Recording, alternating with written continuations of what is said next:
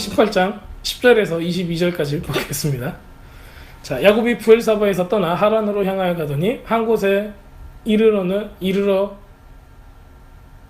해가 진지라 거기서 유숙하려고 그 곳에 한 돌을 가져다가 베개로 삼고 거기에 누워 자더니 꿈에 본즉 사닥다리가 땅 위에 서 있는데 그 꼭대기가 하늘에 닿았고 또 본즉 하나님의 사자들이 그 위에서 오르락내리락 하고 또 본즉 여호와께서 그 위에 서서 이르시되 나는 여호와니 너의 조부 아브라함의 하나님이요 이삭의 하나님이라. 네가 누워있는 땅을 내가 너와 네 자손에게 주리니 내 자손이 땅의 티끌같이 되어 네가 서와 동과 북쪽과 남쪽으로 서쪽과 동쪽과 북쪽과 남쪽으로 퍼져나갈지며 땅의 모든 족속이 너와 내 자손으로 말미암아 복을 받으리라. 내가 너와 함께 있어 네가 어디로 가든지 너를 지키며 너를 이끌어 이 땅으로 돌아오게 할지니라. 내가 네게 허락한 것을 다 이루기까지 너를 떠나지 아니하리라 하신지라. 야곱이 잠에 깨어 이르되 여호와께서 과연 여기 계시거늘 내가 알지 못하였도다. 이에 두려워하여 이르되 두렵도다 이곳이요 이것은 다름 아닌 하나님의 집이요 하늘의 문이로다 하고 야곱이 아침 일찍 일어나 베개로 삼았던 돌을 가져다가 기둥으로 세우고 그 위에 기름을 붓고 그곳의 이름을 베델이라 하였더라. 이 성의 옛 이름은 루스더라. 야곱이 소원하여 이르되 하나님이 나와 함께 계셔서 내가 가는 이 길에서 나를 지키고 먹을 떡과 입을 주시어 내가 평안히 아버지의 집으로 돌아가게 하오시면 여호와께서 나의 하나님이 되실 것이요 내가 기둥으로 세운 이 돌이 하나님의 집이 될 것이요 하나님께서 내게 주신 모든 것에서 10분의 1을 내가 반드시 하나님께 드리겠나이다 하였더라. 아멘. 네, 오늘 우리가 읽은 것은 창세기 28장에 야곱이 돌베개를 베고 하나님을 만나는 장면입니다. 좀 유명한 이야기죠. 웬만한 사람들은 다 야곱의 돌베개, 그 사다리, 야곱의 사다리, 오르락내리락하는 이 장면을 연상할 수 있을 만큼 많이 알려져 있는 구절입니다. 이야기. 그래서 이 이야기를 우리가 오늘은 좀 잘 분해해 보면서 도대체 어떤 인포메이션을 우리한테 주고 있는가, 그리고 영적으로 우리가 이 안에서 캐치해야 될 게 무엇인가. 자, 오늘 본문을 읽어보면요, 그 창세기 28장 10절에 보면은 야곱이 브엘사바에서 떠나 하란으로 향하여 가더니, 보통 우리가 이 이야기를 볼 때 전혀 신경 쓰지 않는 단어예요. 야곱이 브엘사바를 떠나서 하란으로 향하여 가더니, 이 한 구절을 읽고 여러분들은 어떤 스토리를 빼낼 수 있을까요? 도대체 무슨 상황인가 알 수 있어요? 보통 우리들이 성경을 읽을 때 이 구절 한 구절을 읽고 그래서 왜 이게 무슨 의미가 있지? 이렇게 반문할 수가 있어요. 왜냐면은 지금 창세기 28장 10절부터 새로운 이야기가 시작되는 거나 마찬가지예요. 그러니까 문단을 나눈다면은 창세기 28장 9절까지 읽는 거고 10절부터는 다른 이야기가 되는 거죠. 자, 그런데 다른 이야기가 새롭게 됐다. 이제 우리도 보통 글쓰기를 한다면은 맨 첫 문장이 굉장히 중요한 문장인 거예요. 거기서 이제 전체 포괄적인 어떤 그런 인포메이션을 주게 되는 거죠. 그렇다면은 이 첫 문단이 시작되는 이 첫 문장이 요거예요. 야곱이 브엘세바를 떠나서 하란으로 향하여 가였다. 그래서 이제 유대인들이 입고 있는, 매 주마다 입고 있는 토라 포션에 이번 주에 읽는 거에 제목이 있어요. 제목이 뭐냐면은 바예제예요. 바예제. 그가 갔다. 그 점을 라칼라카 있었죠. 아브라함이 폰토치즈 아비 땅을 떠나서 갔다 할 때도 비슷한 이야기가 나와요. 여기서도 야곱은 뭘 했어요? 갔다예요. 가더니, 하란 향하여 가더니, 이 구절이 나왔어요. 이게 굉장히 우리한테 치명적이에요. 왜냐면 우리는 이거를 중요하다고 생각해 본 적이 한 번도 없기 때문에. 근데 이 단어가 굉장히 중요하게 여기서 드러나고 있어요. 바예제라는 단어로 시작을 하고 있습니다. 의미는 그는 갔다. 어디를 향해서? 하란을 향해서 갔다. 여기서 사용된 어근은 뭐냐면은 야자예요. 야자. 가다, 나오다, 가져왔다, 뭐 앞으로 출발, 앞으로 나가다. 여행을 시작하면서 이제 어디를 향해서 갔다라고 할 때 쓰는 단어, 이게 야자. 그리고 그가 나갔다면 바예째라고 단어를 사용하면 되는 겁니다. 자, 그렇다면은 야곱은 왜 하란을 향해서 갔을까요? 자, 이렇게 여행을 시작하게 된 이유는 우리가 그냥 여기서 얼핏 보면은 에서가 자기를 죽이려고 하기 때문에 도망가는 걸로 나와요. 그러지만은 실제로는 어디서 나왔는가 보면은 28장 1절에 보면 이렇게 나왔어요. 이삭이 야곱을 불러서 그를 축복하고 그의 명령하여 말하였다. 너는 크나안 딸 중에서 아내를 취하지 말고 일어나 판단하라. 네 외할아버지 부투엘의 집으로 가서 거기 네 외삼촌 라반의 딸 중에서 아내를 취하여라. 그러면 지금 명령을 받았어요, 안 받았어요? 아내를 취하여라 했기 때문에 간 거예요. 그게 가장 큰 이유인 거예요. 근데 그 가장 큰 이유를 가졌으니까는 지금 여기서 뭐 하냐면은 이렇게 이삭은 야곱을 보냈어요. 야곱을 보냈는데 그냥 준 게 아니라 이삭이 야곱을 축복하고 아내를 취하기 위해서 모든 것을 다 주고 보낸단 말이에요. 왜냐면 아내를 취하려면 뭐가 있어야 돼요?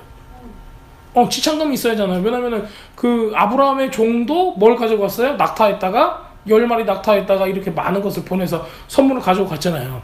그렇기 때문에 이삭도 자기 아들 야곱한테 이런 모든 것들을 다 줘서 보내요.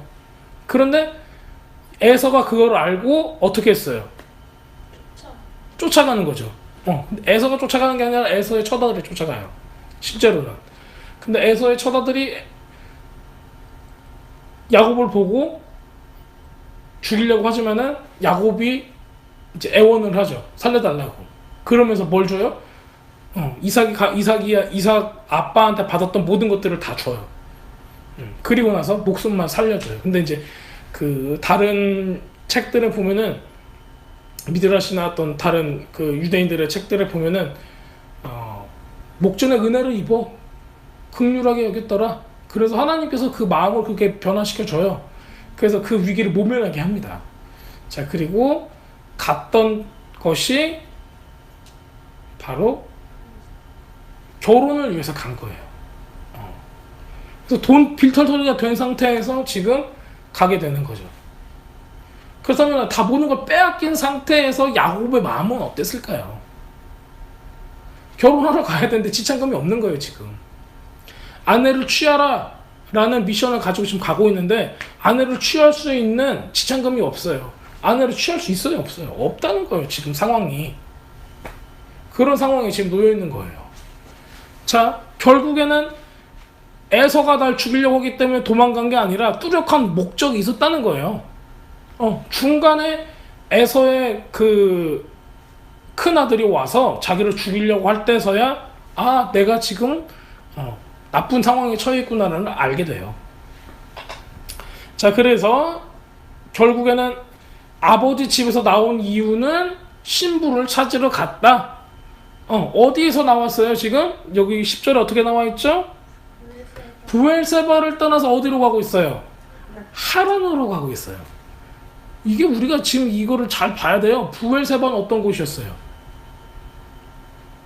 브엘세바는 어떤 곳이에요? 이삭이 있는 곳이잖아요. 이삭이 있는 곳. 여기는 어떤 땅이에요? 약속의 땅이고 언약의 땅이고 하나님께서 주시고자 하는 바로 그 땅인 거예요. 근데 목적지는 어디예요? 하란이에요. 하란은 누가 나왔어요? 거기서? 아브라함이 나왔던 땅이에요. 그럼 다시 돌아가는 거죠. 지금 그 구도를 알아요. 근데 뭐 때문에 돌아가는 거예요? 아내를 취하려고. 지금 잘 보세요. 약속의 땅. 그 언약을 가지고 있는 사람이 이삭의 아들. 이삭의 아들이 언약의 땅을 떠나서 어디로 가야 돼요? 하란으로 가요. 어디예요? 죄악이 있는 곳. 이곳으로 가요. 누구 때문에? 신부 때문에 가는 거예요. 신부 때문에 가서. 그래서 신부를 데리고 나오는 거예요. 자, 이 그림이 좀 그려지세요? 그랬던 이 그림이 그려지고 나면은 와, 이거 하나님께서 이 그림 하나만으로도 하나님이 하나님의 아들을 보내어 세상으로 보내어 신부를 취해서 다시 약속의 땅으로 들어오게 하시는구나라는 그림이 딱 그려져요. 그럼 오늘 설교 끝이죠. 그렇죠. 그래서 어떠한 상황 가운데 어떻게 예수님께서 이 땅까지 내려오셔서 예수님의 신부를 취해 가시는가가 이 야곱의 생애를 통해서 시작이 되는 거예요. 그려지고 있는 거예요. 그 그림자로 우리가 볼 수가 있는 거죠. 그래서 이렇게 숨겨진 컨셉들이 우리한테 계속 나오고 있어요.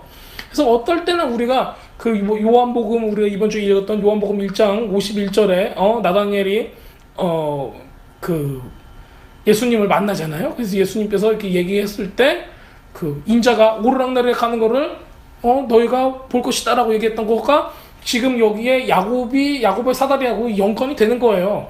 근데 그게 어떻게 연관이 될까 곰곰이 생각해 보면은 잘 모를 수도 있어요. 왜 예수님이니까 오르락내리락 할 수도 있고 야곱이니까 오르락내리락 할 수도 있고 도대체 무슨 연관이 있을까 이렇게 생각할 수가 있는데 오늘은 예수님께서 지금 이 첫 구절 28장 10절만 해도 예수님께서 굉장히 연관이 있다는 것을 우리가 알 수가 있어요.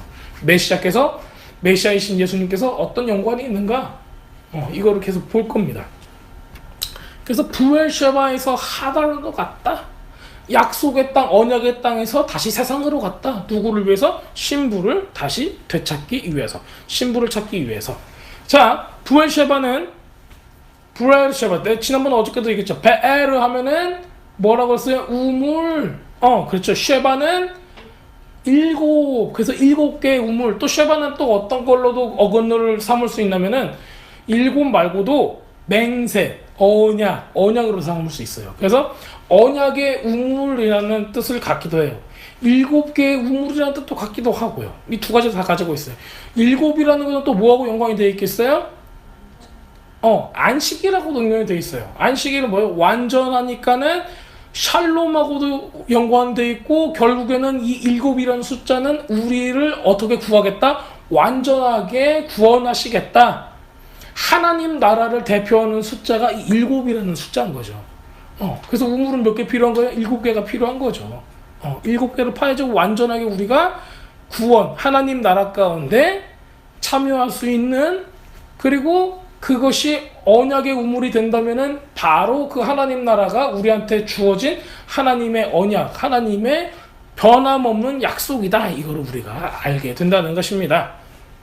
자, 그래서 바로 그 언약의 우물, 그 다음에 7개의 우물이라고 우리에게 주신 바로 그 땅, 그 부엘셰바에 지금 이삭과 그 가족들이 살고 있었는데 지금 거기서 나오게 되는 거예요.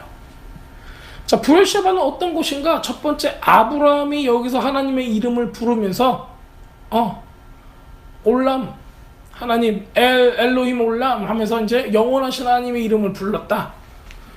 그게 창세기 21장에 나와요. 또 창세기 26장에는 이삭이 하나님을 또 부르고 여기서 그 다음에 야곱은 이제 나중에 갔다 와서 46장 돼서 또 하나님의 언약을 여기서 다시 갱신하게 되고 언약을 확증하게 되고 하나님께 예물을 드리는 장소가 바로 이 장소가 돼요.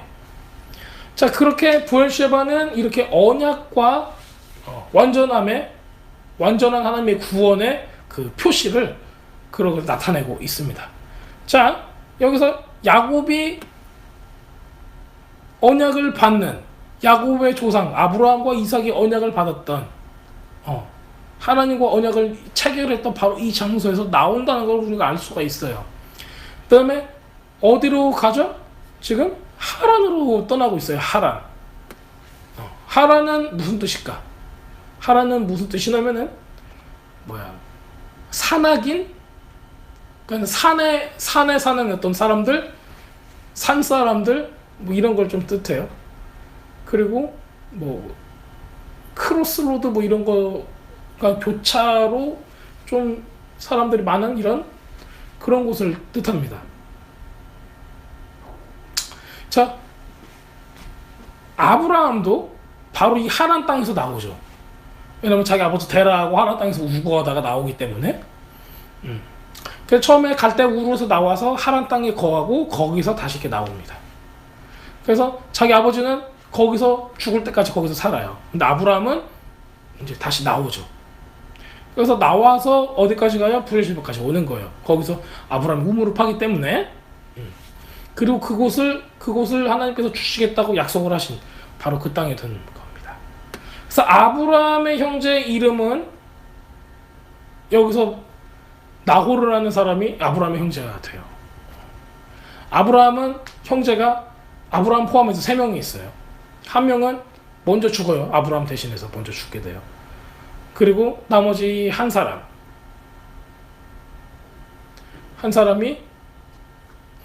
끝까지 살게 되죠.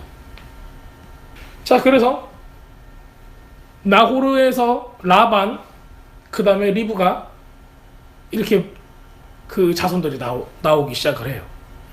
그래서 이 지방은 아수르의 옛날의 수도였고, 그 다음에 이것을 지도상으로 보면은 지금 부엘셰바가 여기 있어요. 부엘셰바가 여기고, 살짝 올라가면 베델이 나오고, 살짝 올라가면은 예루살렘이 나와요. 그 다음에 쭉 올라가면은 이제 이 장소 하란이 나오는 거예요.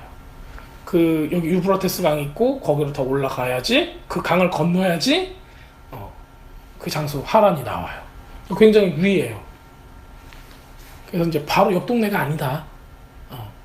아브라함이 나왔던 장소이기 때문에 굉장히 북쪽에 이 유브라테스 강 위쪽으로 있는 거예요. 그러면 반대로도 올 때도 어떻게 오겠어요? 여기를 다 건너고 오는 거예요. 유프라테스 강 건너고 또 요단강 건너고 해야지 원래 그 자기 조상, 그 아버지가 기거했던 이삭이 있던 바로 그 땅까지 내려올 수가 있는 거예요. 그렇다면 지금은 올라갔다가 내려오는 이 여정을 우리는 알고 있지만 이 사람은 모를 거 아니에요? 올라가는 길, 거의 시작하자마자 나오는 길이에요. 그 길에 지금 하나님을 만나는 거예요. 다 가서 만난 게 아니라 언약의 땅에 지금 아직 예루살렘만큼도 못 올라갔어요. 그 전에 이제 하룻밤 자는데 거기서 이제 하나님을 만나게 되는 겁니다. 우리가 이제 이게 중간에 어떤 지역에 이르러서 돌베개를 펴고 잤다는데 우리의 느낌은 벌써 부엘사바로 이미 다 떠나고 아주 멀리 간 다음에 하나님을 만난 걸로 우리가 좀 기억할 수 있는데, 그러지 아니하고 이 땅은 아직도 언약의 땅 가운데 있는 거예요. 바로 그 가나안 땅 있는데 지금 아직도 그 상태에서 하나님께서 다시 언약을 확증하시는 겁니다. 자, 에서한테 목 쫓겨가지고 목숨을 부지하러 나오기도 했지만은 실제로는 신부를 데려오는 것이었다는 걸 우리가 잊지 않아야 하고요. 예수님의 이런 그 모습을 우리가 여기서 볼 수가 있습니다. 그리고 실제로 야곱은 잠자면서 무엇을 봤나? 예수님을 본 거나 마찬가지예요. 왜 그런가 우리가 좀 같이 나눌 거예요. 야곱은 이 체험을 통해서 아주 달라져요. 굉장히 성숙하고 아주 깊은 깨달음을 얻게 되는 겁니다. 야곱은 어떻게 우리가 불렸죠? 온전한 사람, 조용한 사람이 온전한 사람, 마음이 완벽한 사람, 온전한 사람이라고 그랬죠. 그 장막 안에 거했다라는 무슨 뜻이라고 그랬죠? 하나님의 말씀을 연구했던 그런 사람이었다라고 우리가 볼 수가 있어요. 근데 이 사람이 그렇게 하나님의 말씀을 공부하고 하나님에 대해서 알았지만은 체험하지를 못했어요. 근데 여기서부터는 엄청난 체험이 지금 시작되고 있습니다. 자, 야곱이라는 야곱은 이름 뜻이 뭐죠? 뒤꿈치를 잡는 사람, 뒤꿈치를 쫓는 사람. 그렇다면 하나님의 축복을 쫓는 사람이라는 뜻이에요. 자, 여기서 이름이 뭘로 바뀌죠? 나중에는 이스라엘로 바뀌어요. 누구하고 싸우고 나서? 천사하고 싸우고 나서 이스라엘로 바뀌어요. 이스라엘은 무슨 뜻이에요? 너가 하나님과 겨루어 이겼다라는 뜻이에요. 무엇을 위해서 겨루었어요? 축복을 위해서 겨룬 거예요. 그렇다면 무슨 뜻이냐면 이 사람은 그 전까지는 축복을 받기 위해서 그 뒤꿈치를 쫓아서 막 갔는데 그때 하나님과 씨름으로 자기 엉덩이 뼈가 탈골이 되면서 받은 이름이 뭐예요? 야, 이제는 이스라엘이야. 이제는 너는 축복을 받았어. 이렇게 완성되는, 신앙의 완성이 되는 그런 모습들을 보여주고 있는 거예요. 근데 이게 그 여정의 첫걸음인 거예요. 이것으로부터 그 야곱이 이제 이스라엘이라는 이름을 갖는 사람으로 변화되어 가는 여정인 거예요. 자, 우리가 근데 이런 것들을 보게 되면은 무엇을 할 수 있냐면은, 우리가 저 성경도 많이 보고 있어요, 열심히 노력하고 있어요, 뭐 하고 있어요, 이 정도면은 신앙생활 잘하고 있는 것 같은데 왜 나한테는 하나님의 이런 역사들이 일어나지 않는 겁니까? 라고 생각할 수가 있어요. 야곱을 보세요. 야곱은 별의별 일이 있었어요. 아버지한테 지금 장자권의 축복까지 받았어요. 우리가 생각할 때는 장자권의 축복을 받자마자 뭔가 하늘문이 막 열리고 천사들이 오르락내리락 하고 별 난리가 다 났어야 된다고 생각을 하는데, 지금 상태는 뭐예요? 쫓겨나가는 상태예요 지금. 처음에는 아내를 얻으러 모든 그 아버지로부터 받은 그 보물을 가지고 갔는데 다 뺏겨버렸어요. 종도 없어요. 자기 하인도 없어. 혼자 가는 거예요 지금. 그렇잖아요. 이삭이 가난뱅이가 아니었어요. 그렇죠? 그런데도 지금 이런 상황이 된 거예요. 자, 우리가 진짜 하나님을 알고 하나님의 말씀을 공부했고 하나님의 축복을 받겠습니다라고 한 사람은 꼭 거쳐야 되는 게 이거예요. 이런 단계를 거치지 않으면 하나님을 만날 수가 없다는 거죠. 추운 밤 모든 걸 다 뺏겨버리고 돌을 베개로 삼고 누워야 돼요. 그래야지 하나님을 볼 수가 있는 거죠.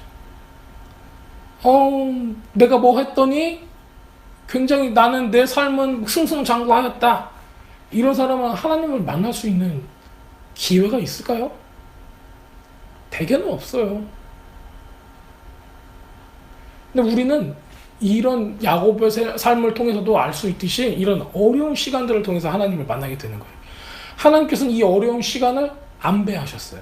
미리 준비하셨어요. 그 다음에 이 시간을 통해서 굉장히 큰 계시들을 주고 있습니다. 이것을 좀 더 우리가 알아가겠습니다. 이건 믿음의 여정 가운데 하나님만을 의지하고 가는 여정이 지금 시작이 됐어요. 이 시간을 통해서 야곱은 어떤 사람으로 변화되는가? 하나님이 보기에 합당한 사람으로 변화되고 있습니다. 이게 바로 첫 단계였어요. 여태까지 공부한 거 써먹는 단계예요 이제. 자, 유대 전승에 의하면은 야곱이 누웠던 장소는 어디일까요? 야곱이 누웠던 장소, 여기서는 얘 루스 땅이더라 하고 이름을 베델로 바꿨어요. 근데 이제 전승에 의하면은 이런 얘기가 있어요. 모리아산에서 아브라함이 야곱의 아버지인 이삭을 바칠 때 그 제단을 돌로 쌓았잖아요. 그리고 그 돌에다가 이삭을 눕히고 이삭을 죽이려고 했었죠. 바로 그 순종의 장소, 바로 그 장소로 표현을 하고 있어요. 그래서 야곱이 누웠던 바로 그 돌은 이삭이 제물로 누워 있었던 바로 그 돌이다. 같은 돌이에요. 같은 재단을 돌로 만들었기 때문에. 그런데 지금 학자들은 근데 그때 모리아산에 갔잖아요. 모리아산하고 베델은 너무 좀 거리가 있어요. 어떻게 그런 일이 있을 수 있을까요? 그리고 이제 그 모리아산이 나중에 그 역대에 가면은 솔로몬 얘기를 해요. 바로 약속하신 장소 모리아산에, 그리고 우리 아버지 다윗이 그 타작마당 거기다가 성전을 짓습니다 라고 얘기를 해요. 그래서 그 아브라함이 이삭을 드렸던 그 모리아산이 바로 지금 성전산이 되는 거예요. 근데 유대 전승에 의하면은 지금 바로 그 산이 이렇게 야곱이 돌베개를 베고 누웠던 산이다 라고도 얘기를 하고 있는 거예요. 근데 이제 이게 지리학적으로 보면 맞진 않은데, 이 사람들이 얼마나 야곱의 이 그 경험을 굉장히 중요하게 생각하고 있는지 이거는 우리가 알 수가 있는 거예요.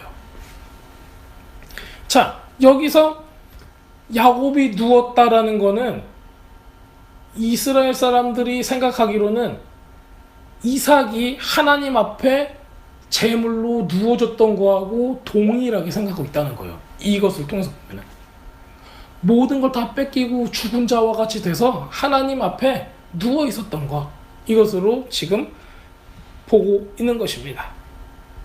자, 우리가 돌, 반석 이런 거 하면 생각나는 게 뭐죠? 돌, 반석. 이게 돌과 반석에 대한 이 테마, 띠이 계속 성경에 많이 나타나고 있어요. 목자를 위해서. 또 이스라엘의 반석, 이스라엘의 목자. 이 스톤, 이 돌은 히브리 말로는 에벤이라는 히브리 말이에요. 에벤. 자, 돌, 모퉁이 돌 많이 들어보셨죠? 그 다음에 또 뭐라 그러지 이거? 다림줄로 하는 이 정교하게 깎아진 이런 돌. 모퉁이 돌은 항상 이렇게 반듯해야죠. 수직선 이런 걸로 또 얘기를 하고 있어요. 그래서 이게 어원은 에벤 이게 이제 돌인데 어원은 바나예요. 바나는 건설, 강화, 뭘 구축하다, 재건하다 이런 뜻을 가지고 있어요. 근데 에벤이라는 뜻은 뭐냐면 벤이 뭐예요? 벤 아들, 아들이라는 뜻이에요.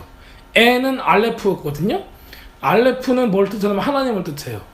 그러면은 여기서는 son of God이 되는 거예요. 에벤이라는 뜻이. 에벤에셀 하잖아요. 그렇죠?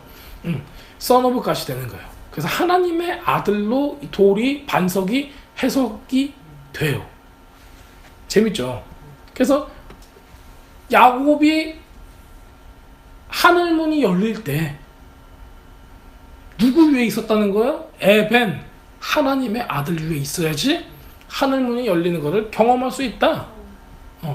우리가 이 돌이라는 거에 대한 이 고대 사본들이나 이런 거를 보면은 항상 나오는 게 이 목자에 대한 컨셉하고 이 모퉁이 돌에 대한 컨셉이 동시에 나와요. 사본에도 계속 많이 나와 있어요.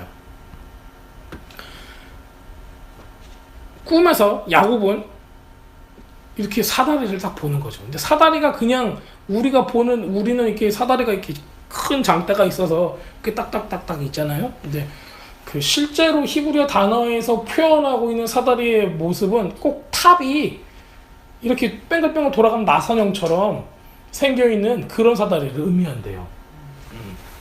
왜냐면 그 히브리어 단어 자체가 그런 의미를 내포하고 있다고 합니다.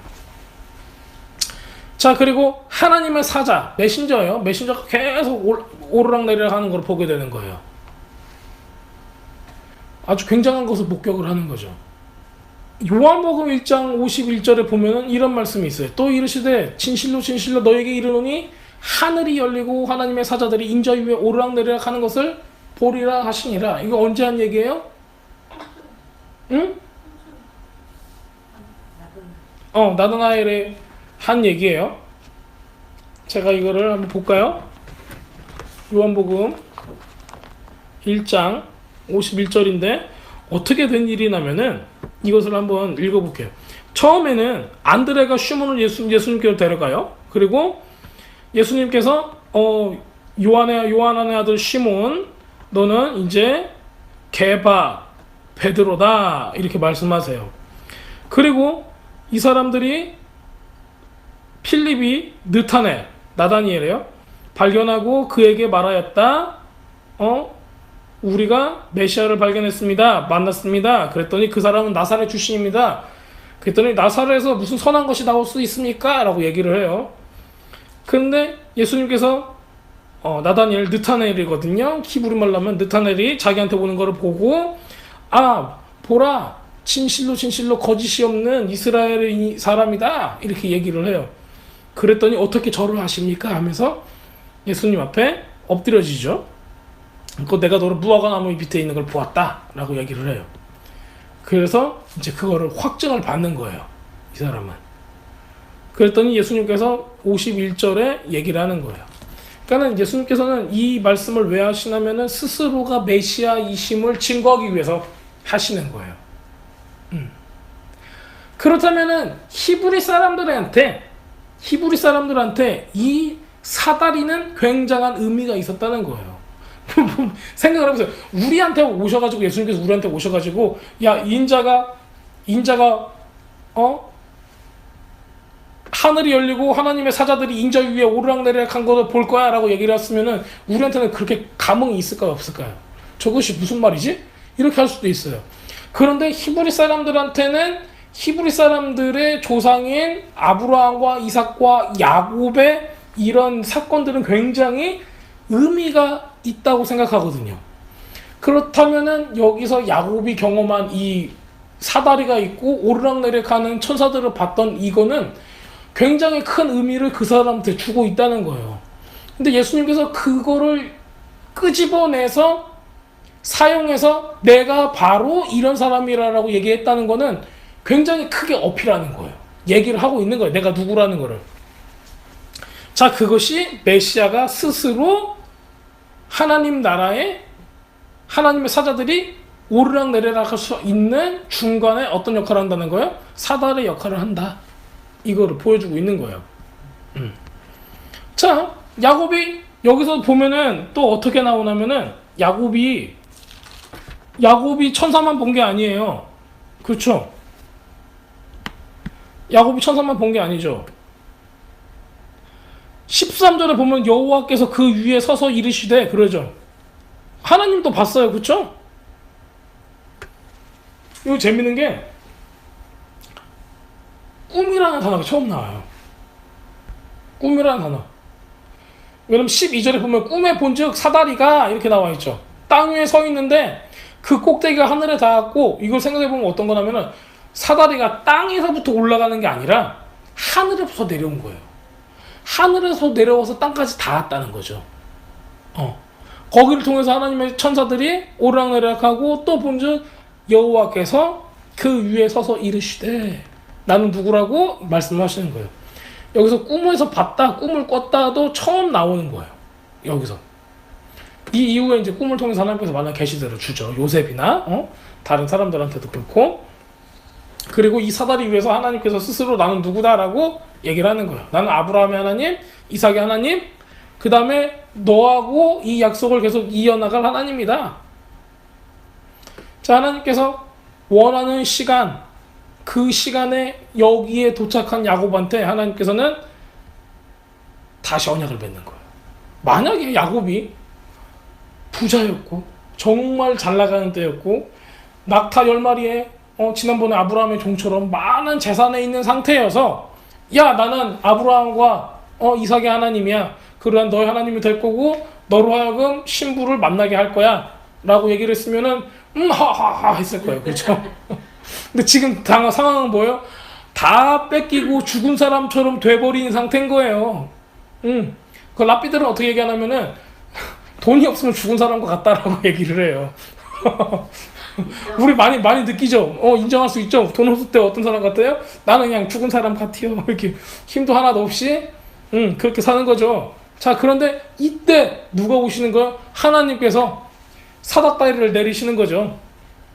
그리고 주님께서 오시는 겁니다. 그 다음에 언약을 다시 그 자손인 야곱과 세우시는 거예요. 이젠 야곱은 할아버지로부터 들었던 내용이 아니고 아버지로부터 들었던 이야기가 아니라 자기가 누굴 만나는 거예요? 하나님을 직접 만나는 거예요. 이때부터는.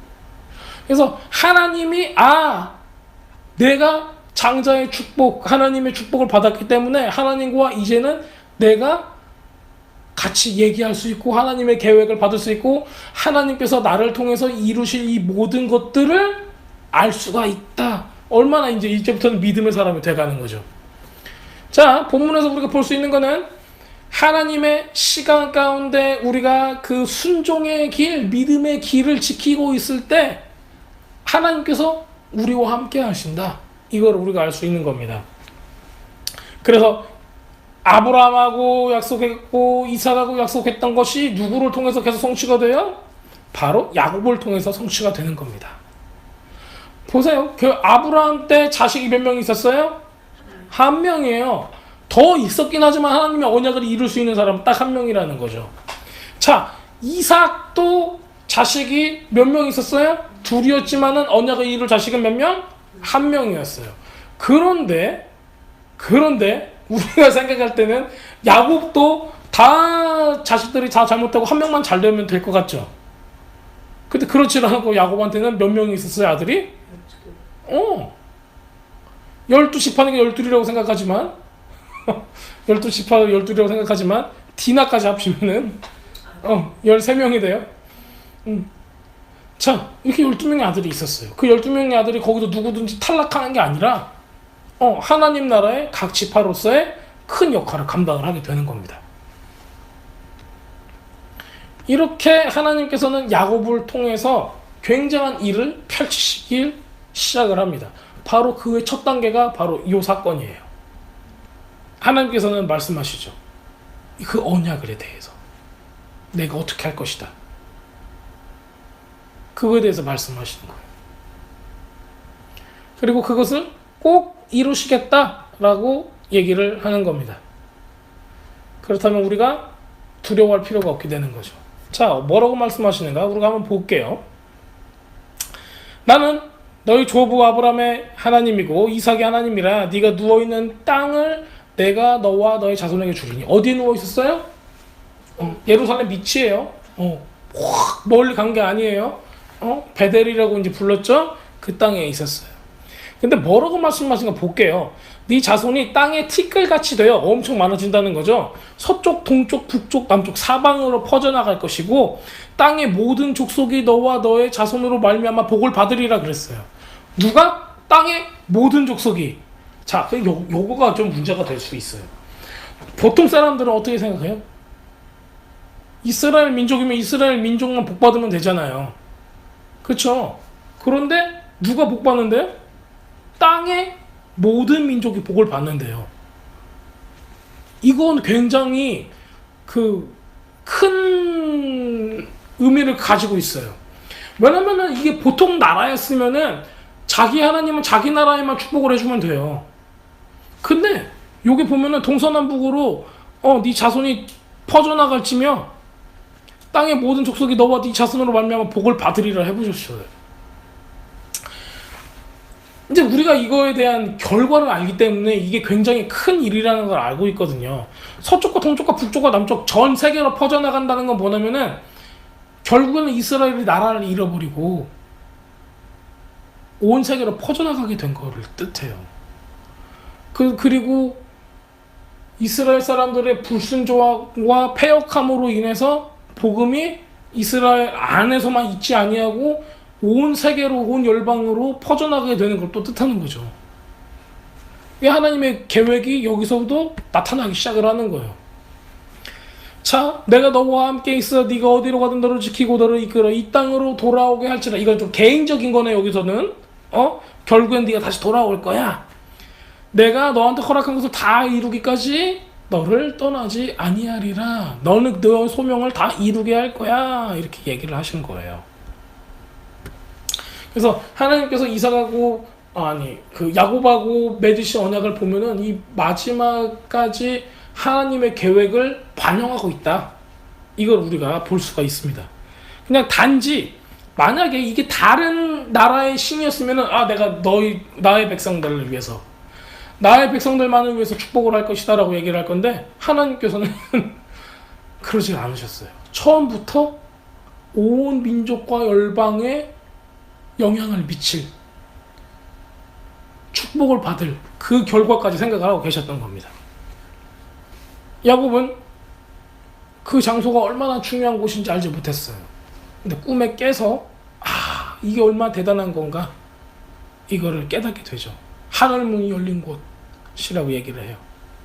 거기다 기둥을 세우고 기름을 붓고 루스라고 불렸던 곳에 여기를 베델이라고 이름을 칭합니다. 베델, 베이트 엘, 하나님의 집이란 뜻이죠. 루스는 아몬드 나무를 얘기해요. 시케모 나무, 아몬드 나무를 뜻하고 있어요. 근데 이곳을 이름을 바꿔요. 그래서 하우스 오브 엘, 하나님의 집으로 바꿉니다. 여기서 또 재밌는 게 어떤 게 나오냐면요. 28장 우리가 읽었던 그 본문에서 야곱이 16절 보면은 28장 16절 보면은 잠에서 깨어나서 여호와께서 이곳에 계시다. 나는 알지 못하였다. 얼마나 이곳이 무시무시한 곳인가. 이곳이 바로 하나님의 집이고 이곳이 하늘문이 아닌가, 하늘문에 열린 곳이 아닌가 이렇게 얘기를 해요. 이런 식으로 이곳 하나님 거하시는 곳 이런 장소를 나타내는 단어가 하마콤이라는 단어예요. 그 단어가 바로 이곳이다. 하마쿰, 하나님의 정, 성전. 방금 요 짧은 본문에서만 6번이 등장을 하는데 여기는 성별된 장소를 뜻하고 있어요. 바로 예수님께서 임하실 수 있는 바로 그런 성별된 장소. 이거를 뜻하고 있는 그 단어가 여기서 반복적으로 계속 나오고 있습니다. 그래서 야곱은 이렇게 장소까지 강조를 할 정도로 했으면은 굉장히 큰 의미가 있다는 걸 알고 있었다는 거예요. 그래서 이 지명까지 바꿔버리죠. 하나님의 집, 엘로힘의 집. 그 다음에 이 사람이 뭐하죠? 20절에 보면 야곱이 뭐예요? 서원이란 단어가 여기서 또 나와요. 서원. 서원은 우리가 이제 지난번에도 배웠을 때 서원이 얼마나 위험한가, 얼마나 꼭 지켜야 되는가, 이거에 대해서 한번 나눈 적이 있었죠. 여기서도 그 서원이란 단어가 굉장히 강하게 나옵니다. 나다르, 네데르라는 단어, 맹세하다, 서원하다. 이게 느낌이 뭐냐면은 자기 입에서 나오는 말이 자기를 묶어서 구속하는 거예요. 그런 의미를 가지고 있어요. 자기가 내뱉은 말이기 때문에 묶여버리는 거죠. 근데 이게 하나님 앞에서 정당한 거면은 그것을 다 마칠 때까지 하나님 앞에 모든 것을 다해서 이루어야 되는 거. 이렇게 되는 거예요. 그래서 내가 할 수 없는 일인데 서원을 하면 돼요, 안 돼요? 안 되는 거예요. 그래서 서원이라는 거에 대해서 지난번에 나눴기 때문에 다시 기억이 안 나시는 분은 옛날 설교를 한번 들어보세요. 꼭 이루어야 될, 이행해야 될 약속, 그것을 가지고 있는 것입니다. 그 말에 묶이고 구속되고 거기에 꼭 헌신해야 되는 그런 의미를 가지고 있습니다. 그 다음에 여기서 또 얘기하는 게 11조에 대해서 얘기를 해요. 22절에 보면은 당신께서 제게 주시는 모든 것에서 10분의 1을 제가 당신께 드릴 것입니다. 이렇게 얘기를 하고 있어요. 그쵸. 10분의 1 하면 우리는 또 11조 바로 이제 나오죠. 11조가 어떤 의미가 있을까요? 특히 이 야곱한테는 지금 우리가 이 출애굽기를 지나지 않은 상태예요. 아직. 그러니까는 11조 법도 없었고, 그런데 야곱은 멜기세덱한테 11조를 드렸죠.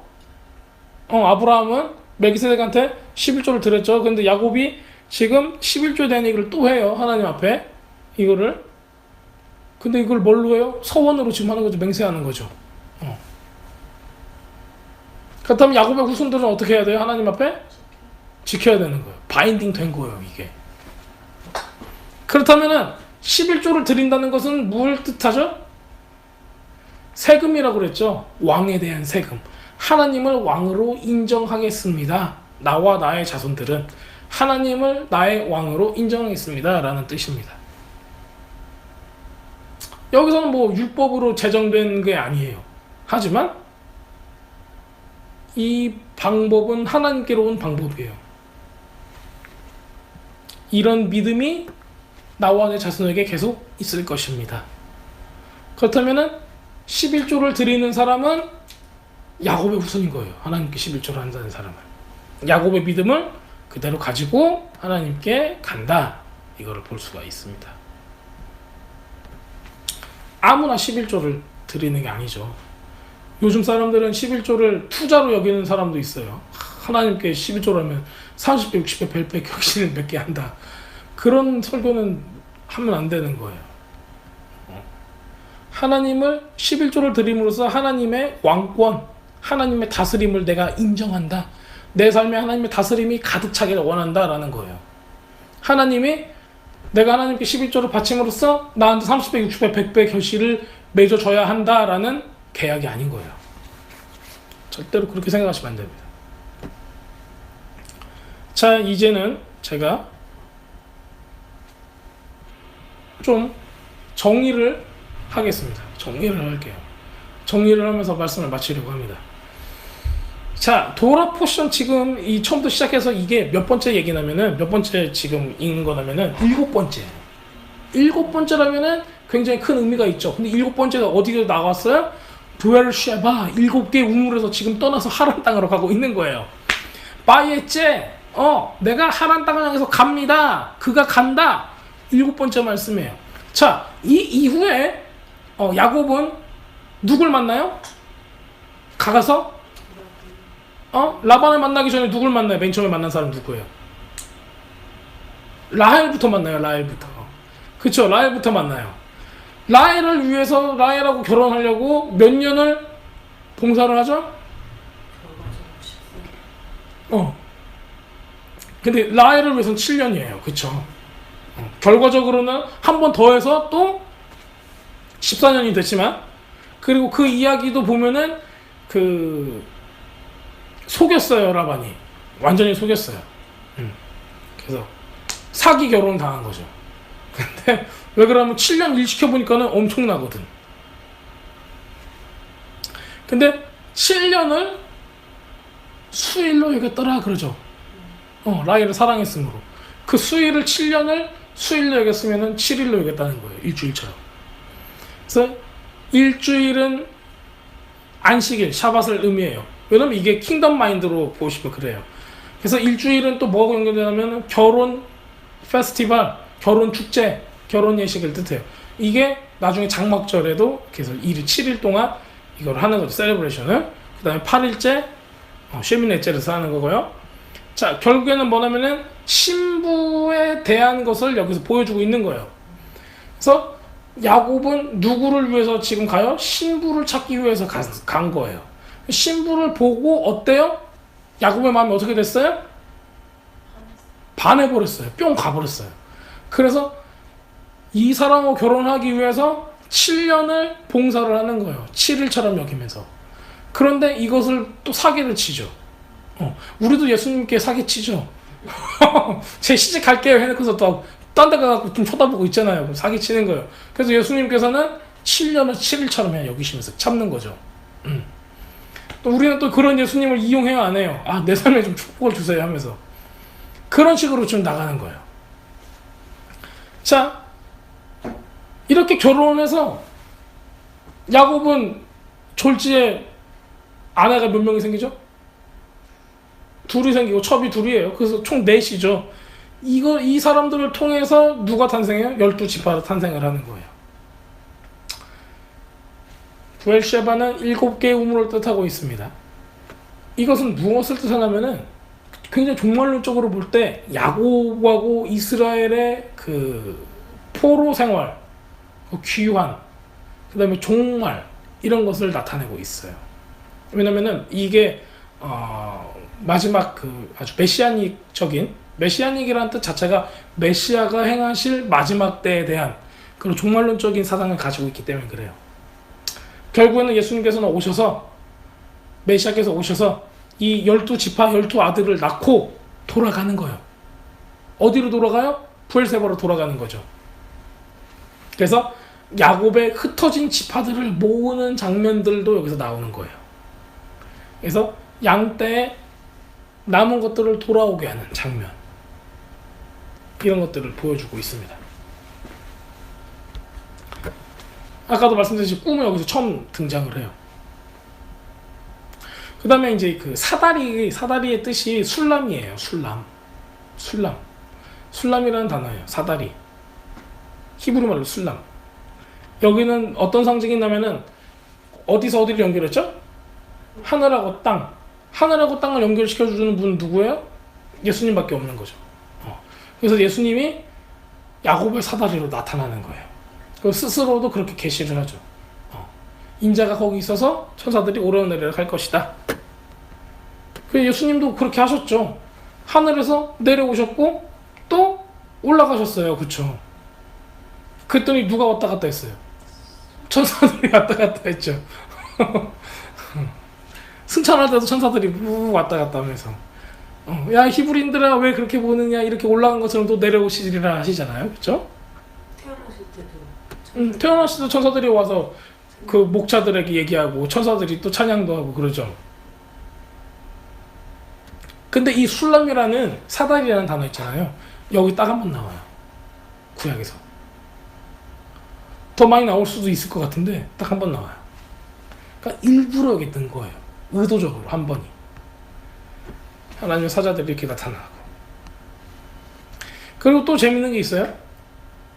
이 하나님의 사자들이 나타났어요.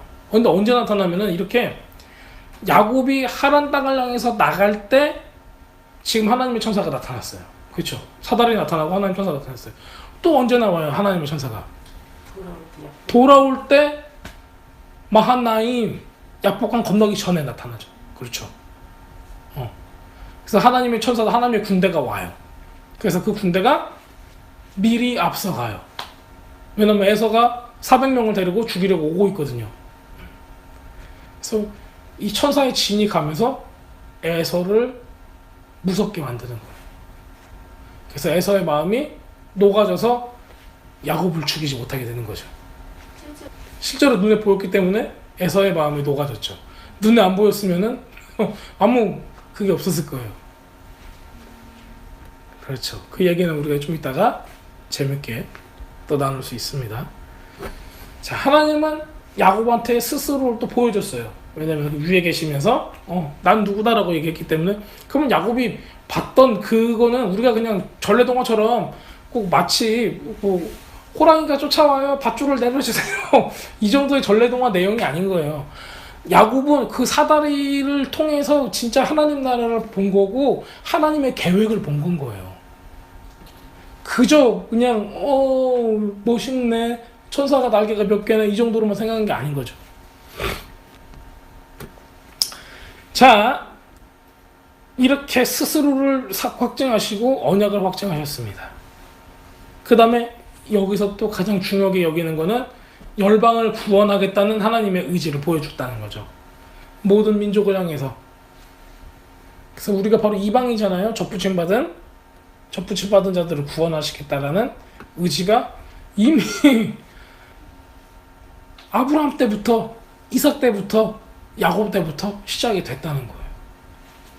감사하죠. 그 다음에 뭐예요? 여기서 주님께서 뭐라고 말씀하시냐면은 이렇게 복을 받을 것이다 하고 15절에 이렇게 나와 있어요. 보라 내가 너와 함께 있어 네가 가는 모든 길에서 너를 지킬 것이며 이 땅으로 너를 돌아오게 할 것이다. 내가 내게 말한 것을 행할 때까지 참으로 나는 너를 떠나지 않을 것이다 그랬어요. 이게 뭐예요? 하나님께서 이스라엘 너희들 전부 다 너를 지키고 너희들이 돌아오게 할 것이다 라는 거예요. 그렇다면 이건 뭘 뜻하는 거예요? 마지막 때 하나님께서 야곱의 집도 구원하실 것이다 라는 것을 의미하고 있는 겁니다. 그래서 여기서는 약속과 언약의 땅, 약속의 땅, 그의 자손들 또한 그 모든 족속이 복을 받는다. 그 복은 뭐예요? 예수님을 아는 거죠. 예수님을 알고 또한 개인적으로도 야곱의 집, 야곱의 자손 또한 결국에는 회복이 될 것이다 라는 것을 여기서 얘기를 하고 있는 거예요. 그렇다면 지금 이 구절은 그저 지나가는 밤에 베개 뵐 게 없고 나는 빌탈테가 돼서 돌베개를 베고 자다가 꿈을 꿔가지고 야 신나는 거 좋은 걸 봤다 라고 끝나는 게 아니라 하나님의 마지막 때에 대한 계획까지도 여기서 보여주고 있다는 거예요. 그러면 유대인들은 기본적으로 이게 메시아닉적인 앞으로 올 메시아가 무슨 일을 할 것인가에 대한 굉장히 큰 깨달음과 계시로 이거를 보고 있었다는 거예요. 그러니까 예수님도 그거를 유대인들 사이 가운데 알기 때문에 이거를 나다니엘한테 느타나엘한테 얘기를 하면서 내가 바로 누구다? 메시아라는 것을 간접적이죠 아니죠. 직접적으로 이렇게 얘기를 하고 있는 거예요. 이 구절을 통해서. 이건 굉장히 종말론적인 내용이죠. 그럼 하나님의 계획을 우리가 엿볼 수 있고. 그 다음에 야곱이 무엇을 위해 가고 있는가? 신부를 위해서 가고 있다는 거. 그럼 그 신부를 취하고 다시 약속의 땅으로 돌아왔을 때는 어떻게 돼요? 그 소유가 엄청 많아지죠. 이런 것들을 우리가 볼 수가 있습니다. 자, 우리가 이렇게 말씀을 통해서 우리가 볼 때는 믿음을 가져라. 하나님의 계획을 기대해라. 우리의 신앙의 발걸음은, 우리의 신앙의 여정은 끝이 아니라는 거예요. 이제 시작인 거예요. 이제 시작. 이제 시작이랬더니 또 기운이 팍 빠진다는 표정을 짓고 있는데 우리한테는 이게 시작이기 때문에 더 소망이 있는 거예요. 이게 끝이라면 얼마나 한숨이 나올까요? 난 해놓은 게 없으니까. 우리 열매를 맺고 싶잖아요. 자, 오늘은 우리가 여기까지 이렇게 배우면서 하나님께서 이끄시는 길을 우리가 어떻게 걸어가고 어떻게 주님을 신뢰할 수 있는 건가, 이 믿음의 여정 가운데 우리가 지금 살고 있는 이 삶 자체가 믿음의 여정이에요. 주님을 섬기겠습니다 라고 우리가 주님 앞에 약속을 하고 그 앞에 서 있는 이상 주님께서 우리를 인도해 주시겠다, 이것을 잘 기억하고 흔들리지 않는 믿음으로 주님을 신뢰함으로 살아가시는 여러분들 되기 바랍니다. 기도하겠습니다.